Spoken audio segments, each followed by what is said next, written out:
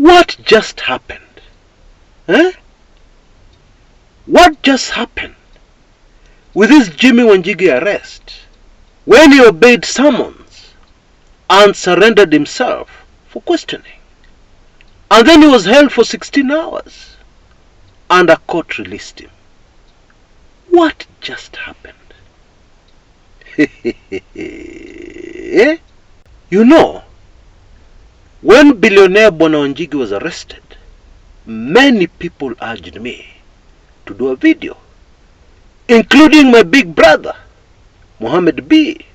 And what that told me is that most people were, like me, confused because Wanjigi had already obtained court orders blocking his anticipated arrest. Now, there's some court orders that have been issued in the past blocking the arrest of certain people that are unjustified. But this one of Wanjigi was totally justified because it was crystal clear right from the get-go that this was just about bullying and intimidation. Yeah. Many Kenyans believe that Wanjigi's problems come from one place and one place alone. Talking about Kenya's dubious, suspicious, funny, mysterious debt shrouded in mystery. You just imagine debt which is paid for by the public, or rather the people who pay the debt are in the dark. Kenyan taxpayers don't have a clue. Can you imagine a situation where you're paying a loan, a bank loan, and you have no idea where the money went, but you're paying? Hii Kenya yetu. There are so many things that don't make sense at all. Because it's not that the Constitution does not speak about this. No. But still, the government has never opened the debt register for public scrutiny, as it should be. Hii Kenya yetu. Anyway, it has been clear right from the beginning that this is all about what Jimmy Wanjigi has been talking about. Bila kizungu mingi, debt that is not there. Okay, you're paying, but it is not there. And therefore the court orders barring his arrest, according to many, were totally justified. But then the government said to itself, court order kitu gani? Kwenda rokoto huyo jamaa. Court order. Court order kitu gani? Karatasi. That is the attitude of your government. And that is not all. There are many other small, tiny details that raised eyebrows. You know, as they say, the devil is in the details.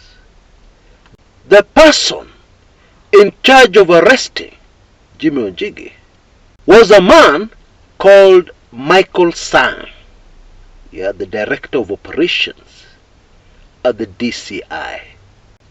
Now, note very carefully, it was not James Musyoka who arrested Jimmy Wanjigi. It was not Joroge. It was not Omondi. It was not Okubasu. It was not Ali. No. It was Mr. Michael Sang. Hey, if you think that there is nothing there, you need to think again.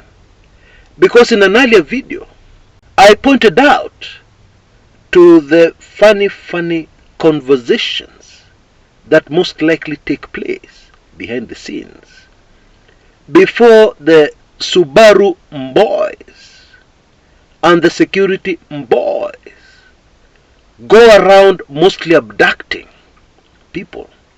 Indeed, Jimmy Wanjigi was a bit lucky. He was not abducted. He was arrested.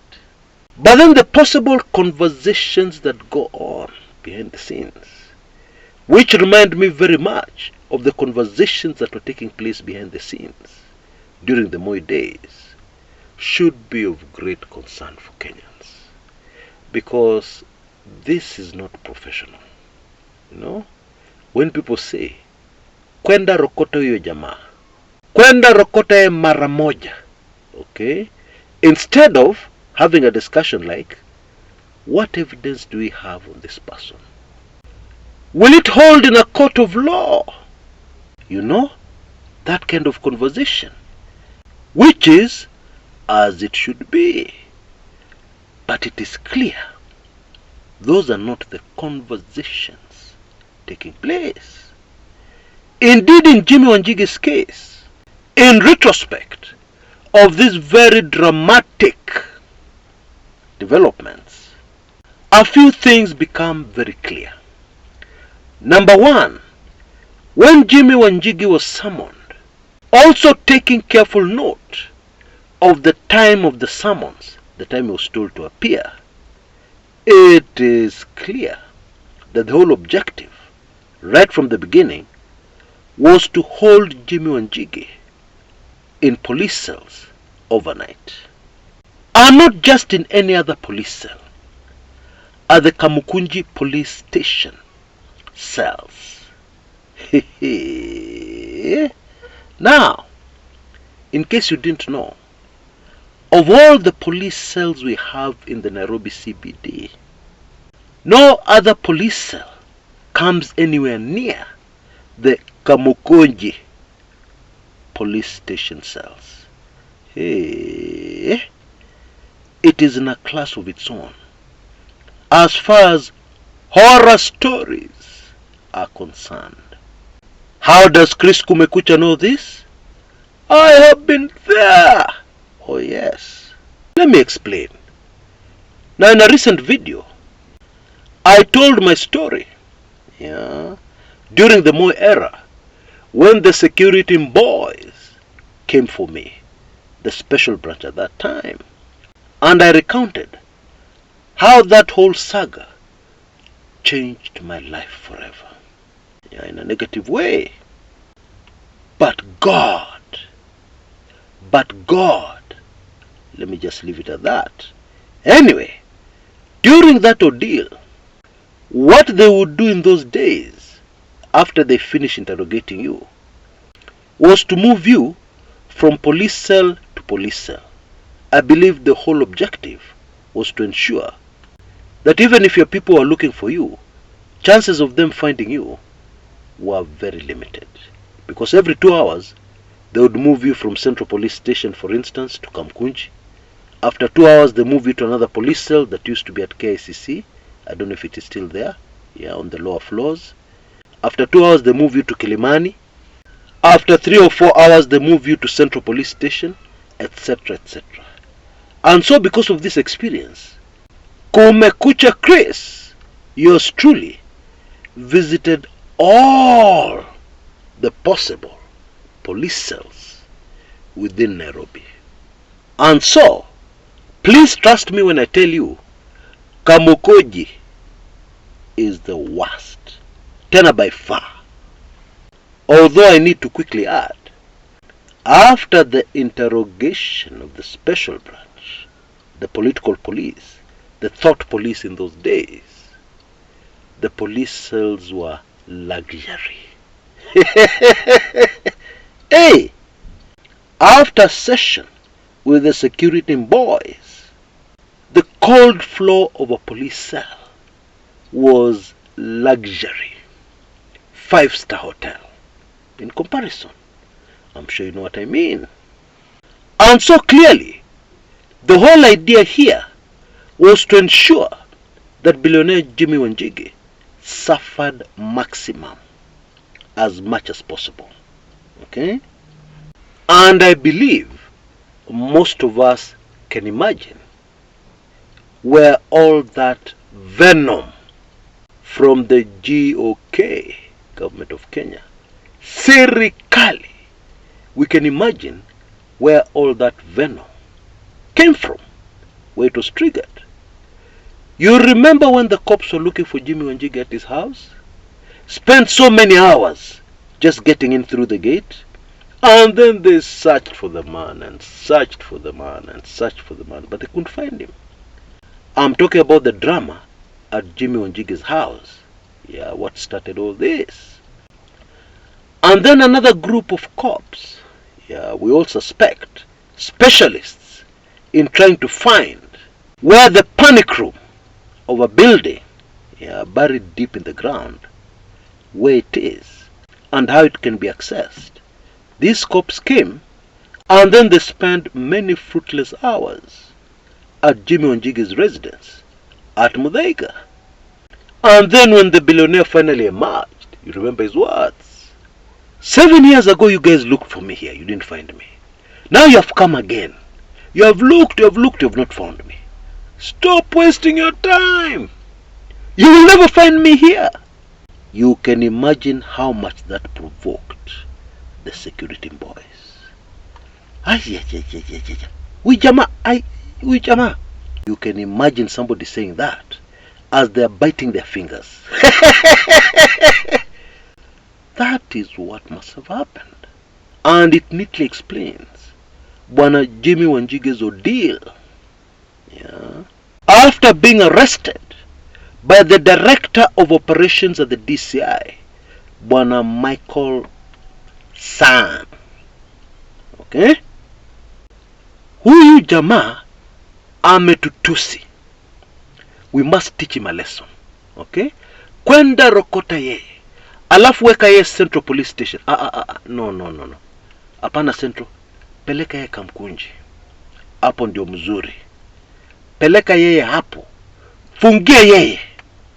Friday ingekuwa siku mzuri. Lakini shida siwezi vumilia. I can't wait to get my hands on this man. Friday ingekuwa mzuri sana. Lakini aidhuru kwenda rokota yeye. Fungia yeye huko. Alafu tafuteni charges, peleka yeye gotini. Now for the sake and benefit of visitors to Kenya and those who are new to Kenya, let me explain something. You see, in our beautiful republic, yeah, it is not like in other countries where you look for the evidence first before you arrest people. In our country, when people don't like what you're saying, confirming what you're thinking, yeah, because you're not allowed to think in certain ways in our country, yeah. When people don't like what you're thinking and speaking, they arrest you first or they abduct you. But today, let us deal with the arrests. They arrest you, they lock you up, and then they go on a frantic mission. What are we going to charge this guy with? What are we going to charge this man with? Tutamcharge na nini? Apana, that is not serious enough. No. That one is better. But do me a favor, yeah? Multiply it into 11 or 12 counts. I don't care how you do it, You can reward here. Make sure there are 11 different charges on the charge sheet. And then finally, the poor victim arrives in a court of law. And the judge, more often than not, looks at the charge sheet and they say to themselves, looking at the prosecution, seriously? Yani, you people, seriously? You're wasting taxpayers' money with this? Seriously? That is what the poor judge says in his heart, in his mind. But sometimes, hawezi kuvumilia, and therefore he opens his mouth and he says something to that effect. Yeah, of course, in legal language, nice legal language, but we know what he's thinking. Remember that he too must be careful not to attract too much attention from the thought police, the political police. Anyway, back to Jimmy Wanjigi. So Jimmy Wanjigi is released by the court, yeah, very predictably. And he comes out of the courtroom. And now pay very careful attention to his remarks. What does Jimmy Wanjigi say? He talks politics. Indeed, he ends his very brief speech very dramatically. Ruto, I am coming for you. And this is why Ruto must go. And this is at the tail end of a speech where he challenges President Ruto to a political contest. Now, what does that tell you? It tells you that this is political. And it also told me something else that I had suspected earlier on. Now, if you review all the clips of Jimmy Wanjigi being driven to his appointment with cops, his body language, his behavior, what he said, he was even telling cops, shut up, have some manners, etc., etc. If you review all that carefully, you are bound to join me in believing that Jimmy already knew what was going to happen to him. In other words, he already knew he was going to be arrested as he was coming in for questioning. You will have noticed maximum use is made of cameras. Even at that moment when he was handcuffed and roughed up, and even when he finally emerged and his family was around him and he was speaking to the press, and what he said, my friends, this was very political. Very political. And both sides planned ahead. Okay, that should be clear. And there you have it. A perfect example of why the security boys should always be professional. And the perfect example of why those who make these decisions should always think very carefully and think ahead. Okay? And not hold very unprofessional meetings, decision-making meetings, where people are using language like kwenda rokote, piga yeye, leta yeye ndani tunyoroshe, etc., etc. Wacha tufunze huyu jamaa adabu ambayo kufunzwa na mama yake.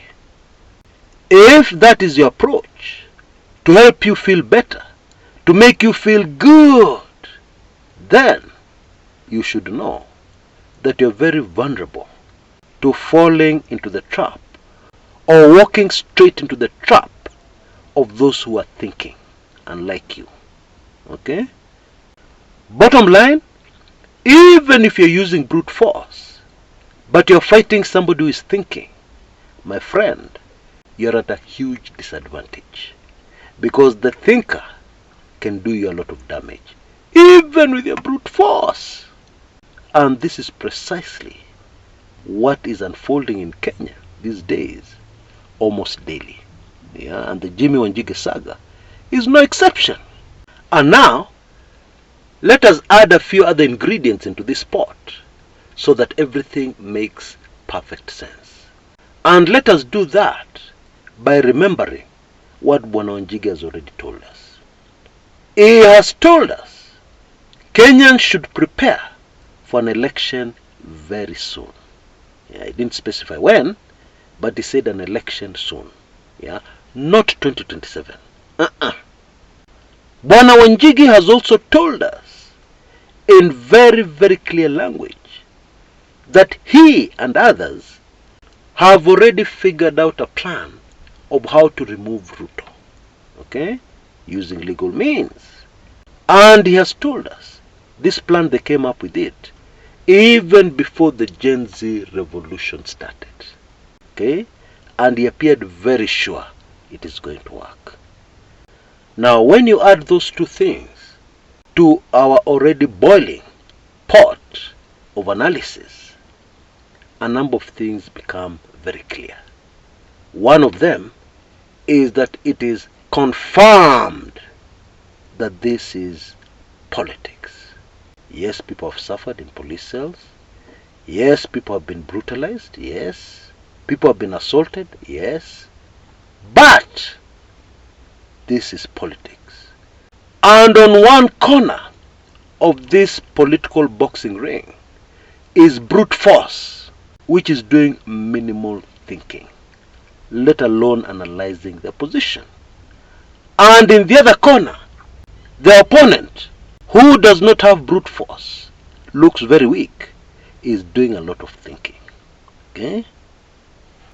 Granted, it is possible that brute force can walk across the ring and then aim one good punch, yeah, that gets the thinker, and the fight will be over before it has even started. But it is also possible, and I believe this will be the case in this instance, that the thinker will outsmart brute force and end up winning with a knockout. Oh yes. In my opinion, the government has a lot of dirty secrets. President Ruto has a lot of dirty secrets that Jimmy Wanjigi knows about, yeah, which are not even public yet. It is also true that Ruto knows a lot of dirty secrets, very bad things about Jimmy Wanjigi, which the public does not know yet. So both sides have dirt on each other, okay? And that one presents us with a brand new scenario, which in my opinion is what is most likely going to happen in the end. I could be wrong, but this is my prediction for now. This scenario is a scenario where both sides successfully finish each other. That is what I think is going to happen. Now, very quickly before I go, I need to remind you about my latest offer. Now, you know the feeling amongst most people is, Chris, how can you bring this offer of yours to an end during a weekend? It's not fair. And therefore, for a very brief extended period, you have a golden opportunity of getting hold of this information. Moto kuliko pasikumi ya makaa. This is the final call for my latest offer, yeah, for some highly sensitive videos, a huge collection of them, yeah, right from Jimmy Wanjigi himself, some secrets about his past that will really shock you. To the General Gola chop accident, was it really an accident? To the George Saitoti chop accident, was it really an accident? To stuff about the aborted coup of 1982 that you have never heard anywhere else before, as well as very topical, current, sensitive information, like aspects of the character of President William Samoei Ruto that have never been made public. Indeed, I would not be exaggerating if I tell you this is the hottest collection of sensitive information in one place that I have ever put together in my almost 20 years with the Kumekucha brand. Oh yes, and that's not an exaggeration. Now you can see details on your screens right now. For only Kenya shillings 1999 or $15, you can have this pop inside your inbox, your email inbox, a collection of sensitive videos like no other.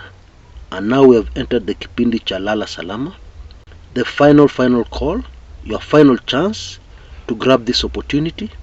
Don't miss it. Don't be left out. Act immediately. The details are also repeated in the description area below this video on YouTube and also in the comments area. Until next time, this is Chris Kumekucha.